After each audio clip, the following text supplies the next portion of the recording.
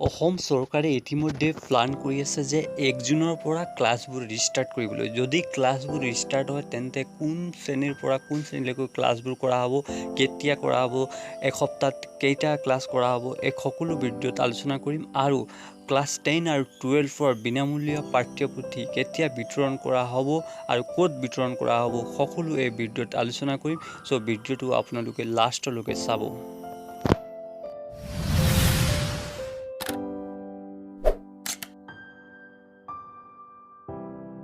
অসম চৰকাৰে ইতিমধ্যে প্লান কৰিছে যে ক্লাছ 10 আৰু 12ৰ ক্লাছবোৰ জুন মাহৰ 1 তাৰিখৰ পৰা আৰম্ভ কৰা হ'ব আৰু ইয়াত ছ'চিয়েল ডিষ্টেন্সটো মেইনটেইন কৰিব লাগিব।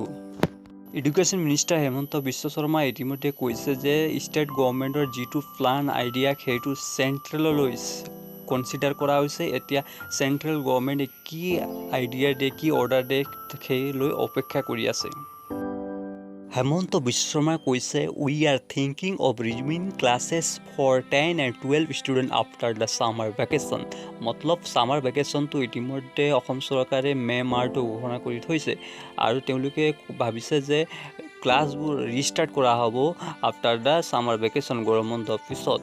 1 section can be divided into 3 groups আৰু এটা ক্লাছ ছেকশ্যনক 3টা ভাগত তিনিটা গ্ৰুপত ভাগ কৰা হ'ব। Students of classes 10 and 12 can attend 3 days each in a week। মানে ক্লাছ 10 আৰু 12ৰ ছাত্ৰ ছাত্ৰীয়ে 3 days 3 দিন এসপ্তাহ 3 দিন স্কুল ক্লাছত এটেণ্ড হ'ব পাৰিব।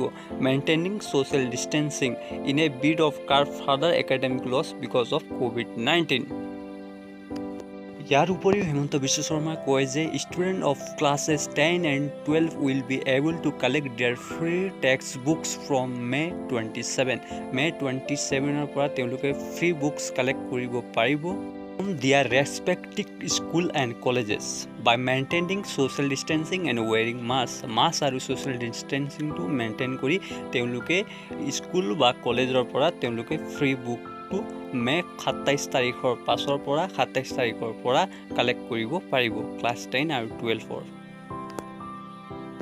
ইয়াৰ উপৰিও হেমন্ত বিশ্ব শৰ্মাই কয় যে 3.5 লাখ ষ্টুডেণ্টে ডাউনলোড কৰিছে দীক্ষা এপ ডুৰিং দ্য লকডাউন পিৰিয়ড।